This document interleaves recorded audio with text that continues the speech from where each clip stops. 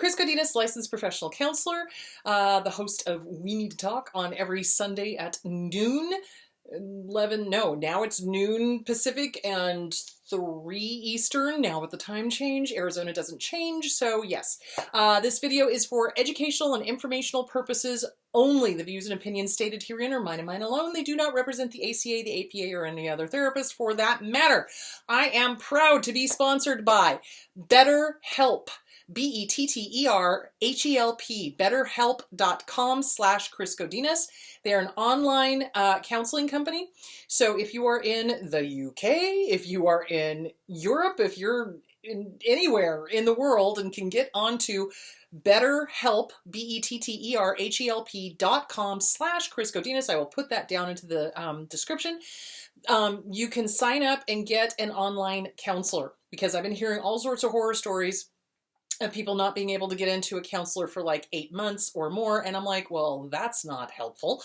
So betterhelp.com/Chris Godinez. If you are in the US and you are in a small area and you don't want to see the counselor that's in your town, but you also don't want to have to drive forever to get to a counselor, get onto betterhelp.com/Chris Godinez and they will set you up with a licensed professional counselor in your state. If you don't like the therapist they set you up with, you simply say, I don't like this therapist, I don't want to see him again.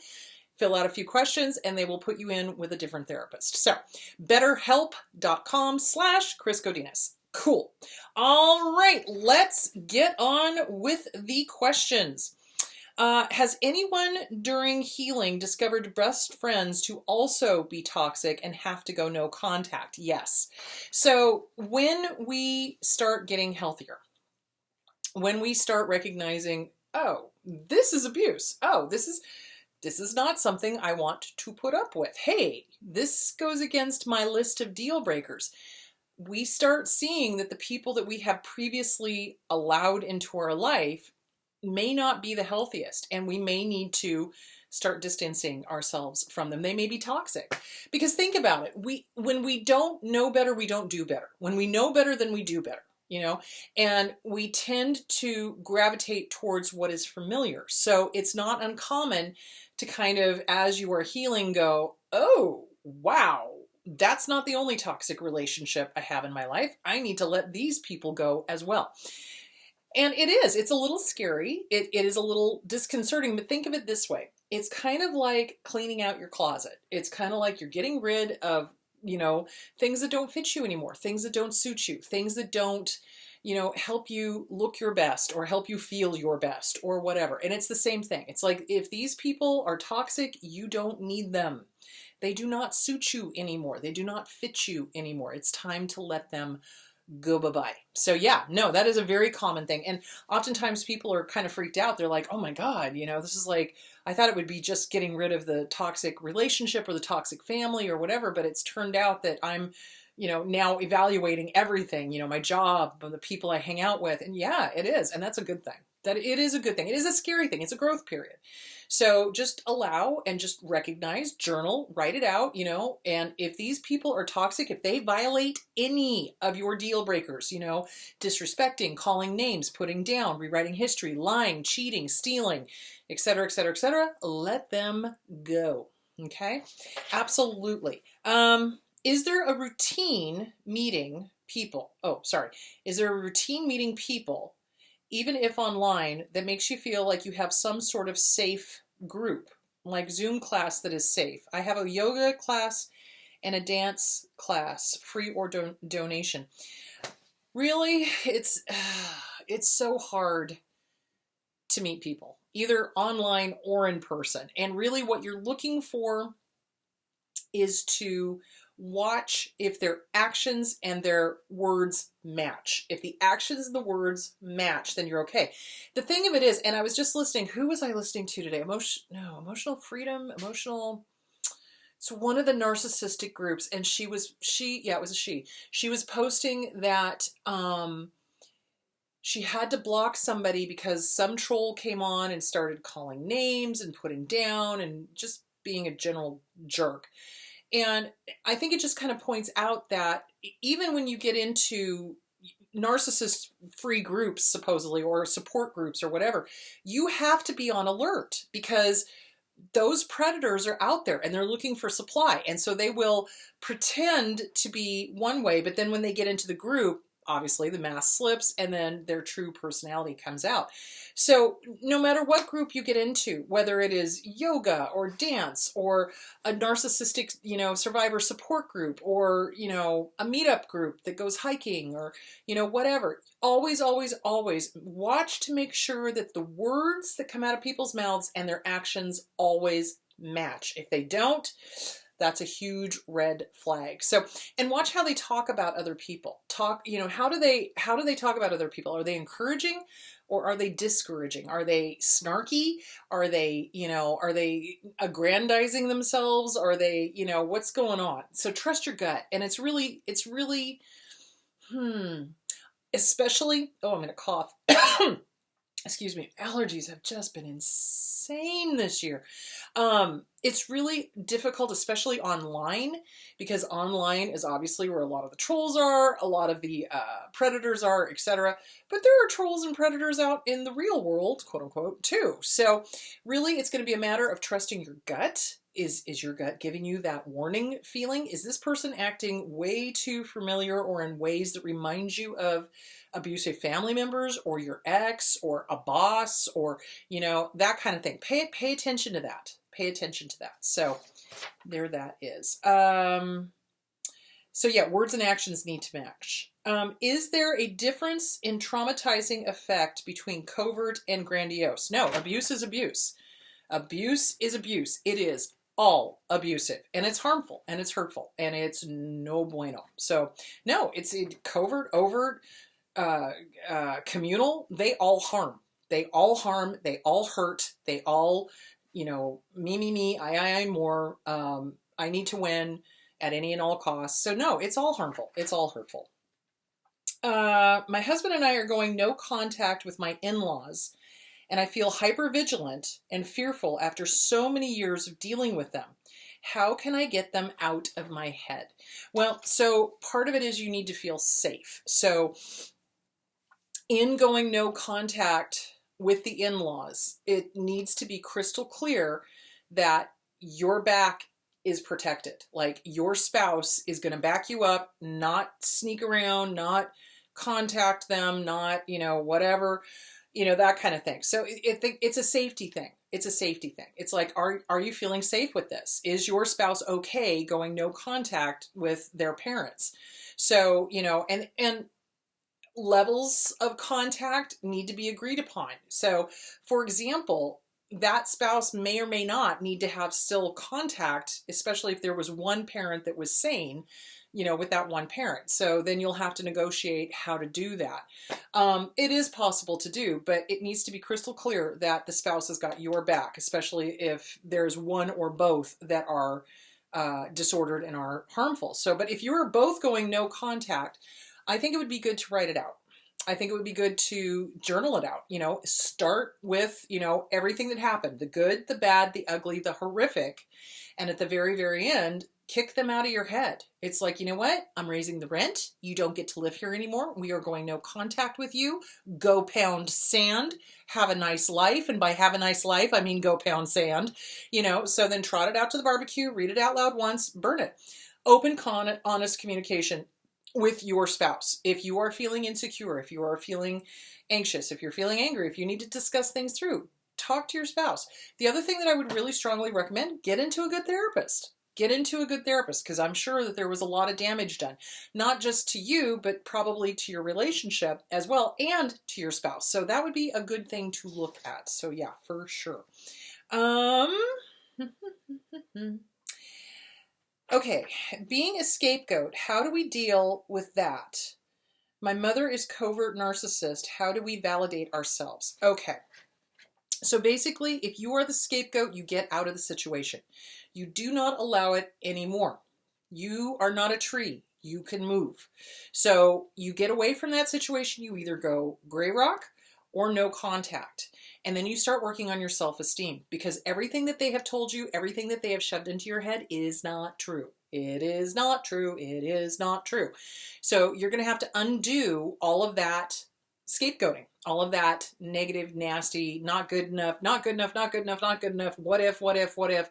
So it goes back to self-esteem. So you're going to have to get the Self-Esteem Workbook by Glenn Schiraldi, or you're going to want to get You Are a Badass by Jen Sincero. Either one, I like them both. I like the Glenn Schiraldi one because it's a little more structured. The Jen Sincero one, not so much, but it's still a great book. So either one of those would be really good. Get with a good therapist. Start working on your self-esteem. Once you have your self-esteem rock solid, they can say whatever they want and it won't affect you. So, but it takes time and it takes practice for sure. And get away from them. You are under no obligation to have contact with them. If you were not related to these people, would you have anything to do with them? If the answer is no, act accordingly. Would imagining what coming from a lovely family would be like or happy endings be beneficial? I sometimes have found that this eases the paralyzing, agonizing pain. Is this a good dissociation? You know, I honestly think it is good for us as survivors of, narcissistic families to go, what would a good parent be like? How would I like to be treated? So I don't think that that's so bad. You obviously have to deal with what is, it's like, okay, well, I did not have, my dad is never going to win world's greatest dad cup. That's for damn sure. And my mom enabled him. So, you kind of deal with what is, but it's kind of like, well, how would I have liked to have been treated? How would I have liked to have been talked to? How would have I liked to have been encouraged? That kind of thing. So, yeah, I don't think that's bad at all. As long as you are real about what is, right? But then as you're doing the inner child work and working on how would I like to talk to myself? How would that little 2-year-old, 4-year-old, 8-year-old, 10-year-old, 12-year-old, 14-year-old, how would that kid want to be treated? What would a good parent say to them? And that's okay. So get the Inner Child Workbook by Catherine Taylor that kind of helps you deal with what is. Also CPTSD from Surviving to Thriving by Pete Walker. But yes, I think having like little daydreams about, this is the kind of parent I wished I'd had. And then putting that into action, writing your kid, your inner child, a letter. Hey, little one, just wanted to say how proud I am of you. You're amazing. Thank you. Thank you for being you. That kind of thing. So yeah, I don't think there's anything necessarily wrong with that as long as you stay grounded in reality that these parents are not ever going to be able to give you what you need and you're going to have to give it to yourself. So yeah. Do abusers actually not remember? No, they do remember. What they do though is, okay, it's called abuse amnesia. Okay. So abuse amnesia goes one of two ways. So abuse amnesia on the part of the target of abuse is minimization. So things are horrible and yet we in our minds go, oh, it wasn't that bad. That is abuse amnesia. Even though it was horrific, we're sitting there going, no, denial. Wasn't that bad. So that's abuse amnesia on that part. Now, abuse amnesia on the part of the abuser. They know damn good and well what they have done. They lie. They lie about it. They know exactly what they said. They know exactly what they did, but they will lie to you because remember, if their lips are moving, they're lying. So they will say, oh, I don't remember saying that. Oh, I don't remember doing that happened. They know. They know. You can tell. There's that little tiny moment of recognition before they go straight into the whole story. So yeah, they know exactly what they are doing. They absolutely do. It's a manipulation. It's to make you think you're crazy. It's to put you on the spot. It just, They know exactly what they're doing. Don't you believe that for 1 second that they don't know. They know. They absolutely know. You know when you've hurt somebody. You don't need to have somebody like bring it up 6 times to know that you've hurt somebody, right? You and I know when we've hurt somebody. You and I know when we've said something off or when we've said something hurtful or when we've been, whatever, and we immediately clean it up. Oh my God, that was a terrible thing to say. I am so sorry. I don't know what possessed me or, whatever. I mean, but honestly, good, healthy people usually don't have to do that because they don't do that. But it's like we know when we've hurt somebody, and for them to be like, oh, I didn't know. That's a load of crap.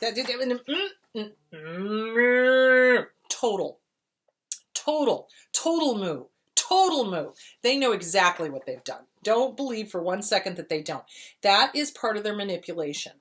Whatever they do or say, they claim they don't remember it. It's disturbing. They aren't willing to admit to it.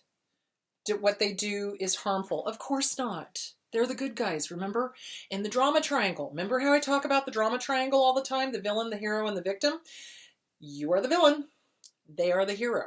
And they are the hero of their own story. They will never, listen to me now, believe me later, they will never admit to ever having done anything wrong in their entire lives. Ever.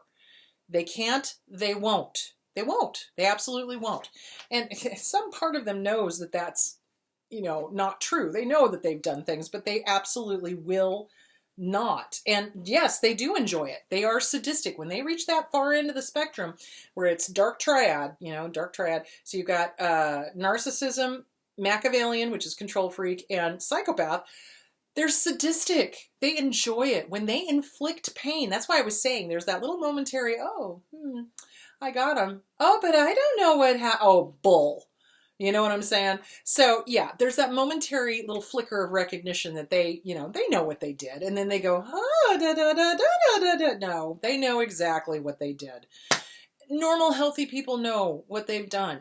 You don't have this selective amnesia that they do. Yep.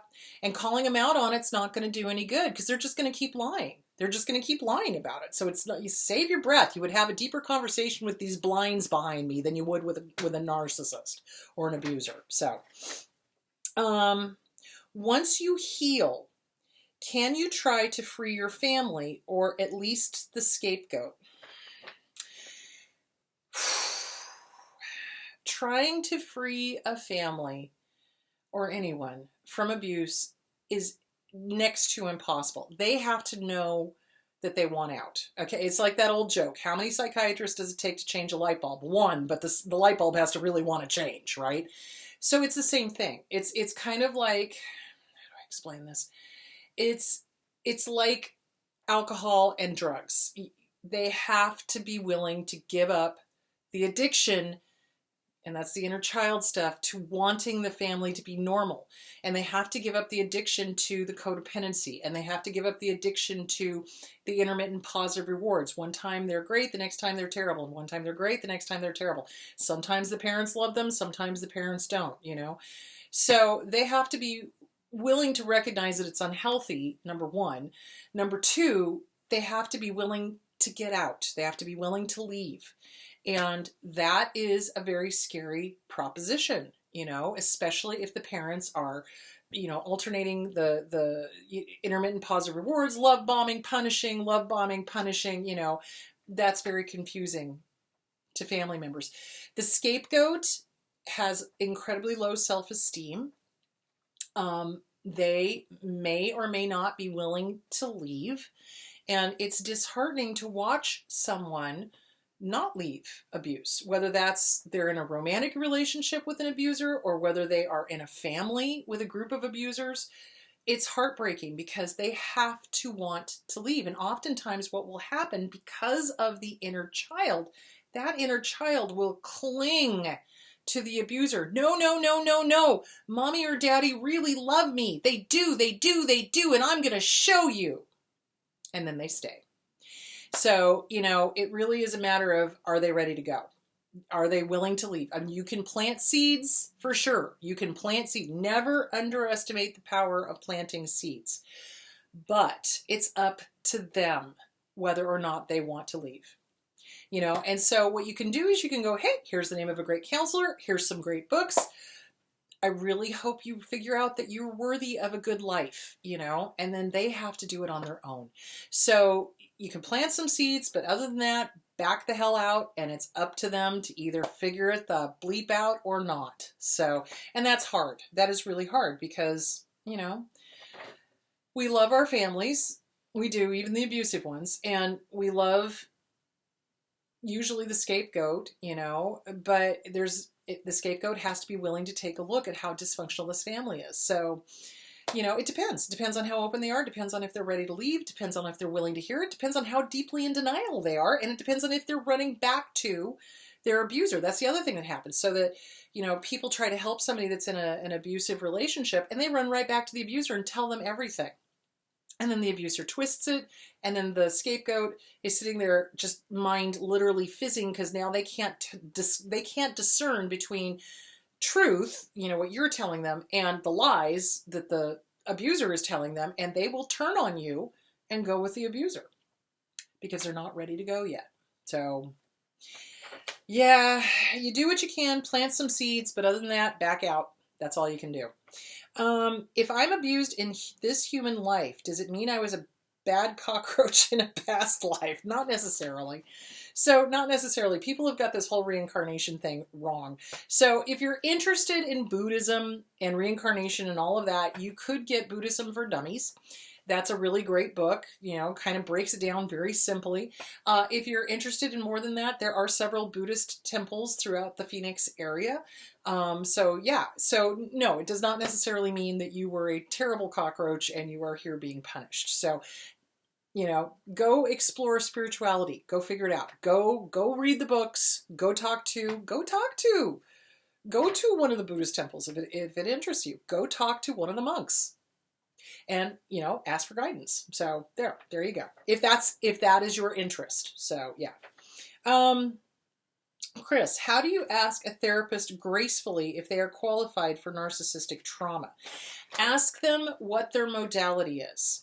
And you're going to ask them point blank, what is the word I'm looking for? So what is your modality?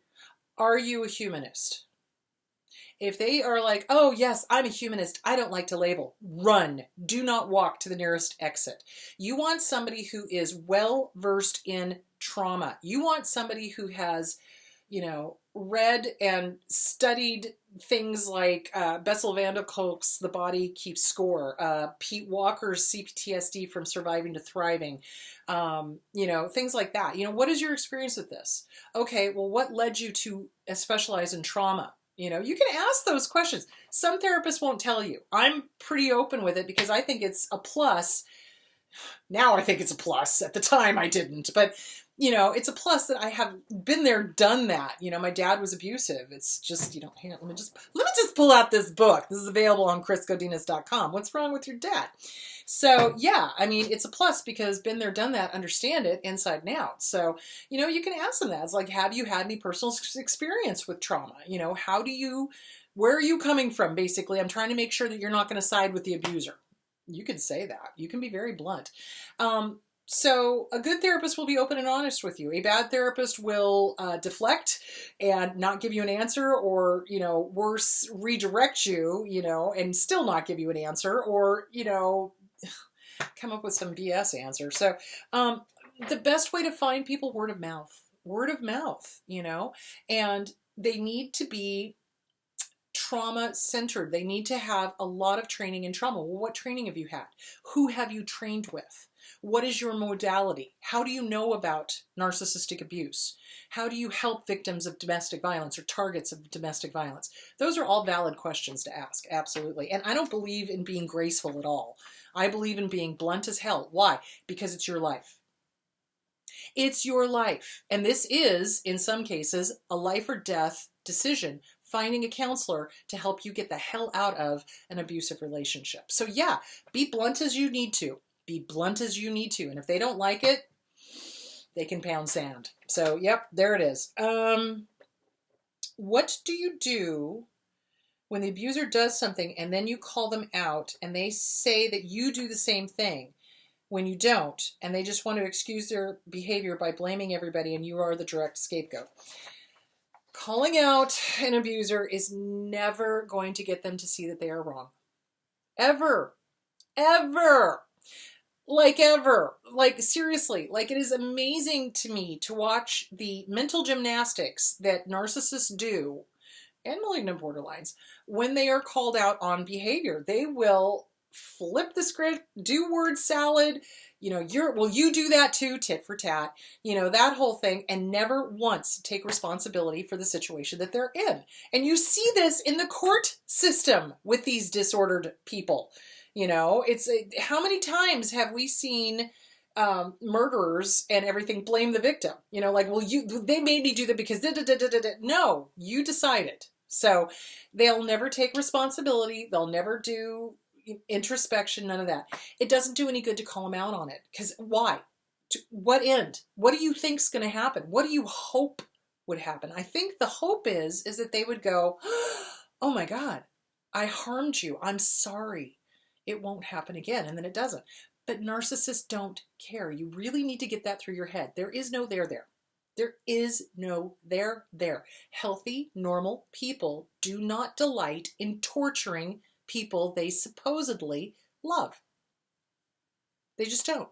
So you've got to stop wanting to call them out on stuff, and you've got to get away from them. That's the only answer, is to get away from them, because they're never going to change. They are never going to change. Let me just get this through your head. They are never going to change. They don't want to. They don't want to. They've been given plenty of opportunities to change. How many times have you called them out? How many times have you pointed out the behavior? How many times have you said, go get help? How many times have you, they're not going to change. They're not. They don't want to. They don't want to. So if you're the direct scapegoat, get out. Get out. Move out. Get out. Get away. Go no contact. That is the best answer, because they will never change. You did not break them. You cannot fix them. That is not your job. Not your job. Your job is to go live your life and be happy, and stop having to defend yourself from these people, explain these people, call these people. If somebody is doing a behavior over and over again, here's the deal. Once is a fluke. Twice is a coincidence. 3 or more times that they do the same behavior is a GD pattern. It's a pattern. It's a goddamn pattern. It is. It's a pattern. It's a pattern of behavior. So yeah, that is not a coincidence. That is intentional. So you must get away from them. You must get away from them completely and totally. So yeah, there it is. All right, kids. Well, that is all I have for today. This week on We Need to Talk, I'm going to be discussing inheritance, money, elderly toxic parents, and maybe what happens after they die. Actually, definitely what happens after they die. So, we're going to talk about some of the legality stuff, wills and all that sort of good stuff, how they hold inheritance over everybody's head, what to do when they do die, etc. Because nobody ever talks about this stuff. I don't understand. It happens, but nobody ever talks about it. So anyway, that's it. All right. Have a great week, guys, and I will talk to you later. Bye.